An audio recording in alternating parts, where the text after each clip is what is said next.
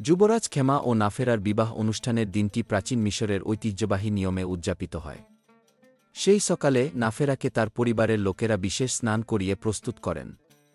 তাকে একগুচ্ছ স্নেহ ও আশীর্বাদে বিদায় দেন। নীল নদের জলে বিশুদ্ধতা ও শক্তি পাওয়ার আচার ছিল এই প্রথার অংশ, এবং দেবী হাতরের কাছে তার দীর্ঘ জীবন ও সুখের জন্য প্রার্থনা করা হয়। এদিকে রাজপ্রাসাদে খেমা সেজেছিলেন রাজকীয় পোশাকে, যার মধ্যে ছিল মিশরের রাজকীয় রং সোনালি ও নীলের সমাহার। তার মাথায় ছিল একটি উজ্জ্বল রত্নখচিত মুকুট এবং হাতে ছিল একটি রাজদণ্ড, যা মিশরের সমৃদ্ধি ও ক্ষমতার প্রতীক হিসেবে পরিচিত। অনুষ্ঠানের মূল আয়োজনে অতিথিরা প্রাসাদের বিশাল হলে জমায়েত হন। দেবদেবীদের আশীর্বাদ নিতে পণ্ডিতরা মন্ত্র উচ্চারণ শুরু করেন।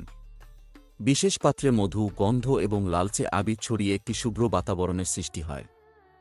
তারপর দেবতা আমুনরার পূজা অনুষ্ঠিত হয়, যেখানে খেমা ও নাফেরা একসঙ্গে উপস্থিত হয়ে দেবতার সামনে নিজেদের পবিত্র বিবাহ বন্ধনের অঙ্গীকার করেন। তাদের হাতের মাঝে এক ধরনের বিশেষ সুতার বন্ধন করা হয়, যা ছিল অনন্ত ভালোবাসা এবং একতা বোঝানোর প্রতীক। এই বন্ধনটিকে বলা হতো কেমেটি বন্ধন, যা তাদের ভালোবাসার অটুট শক্তকে চিরস্থায়ী করে। তারপর খেমা ও নাফেরা একসাথে বিবাহ পাত্রকু থেকে খেজুর এবং মধু খেয়ে বিবাহ পূর্ণতা ঘোষণা করেন। এই মধুর আস্বাদন তাদের জীবনের মিষ্টতা ও সাফল্যের ইঙ্গিত বহন করত। অতিথিদের জন্য নানা সুস্বাদু খাবারের আয়োজন ছিল, যার মধ্যে খেজুর, মধু, মাংস ও বিভিন্ন মিশরীয় মিষ্টি পরিবেশন করা হয়। সঙ্গীত আর নৃত্যের মাঝে রাজ্যের জনগণও এই আনন্দে শরিক হয়।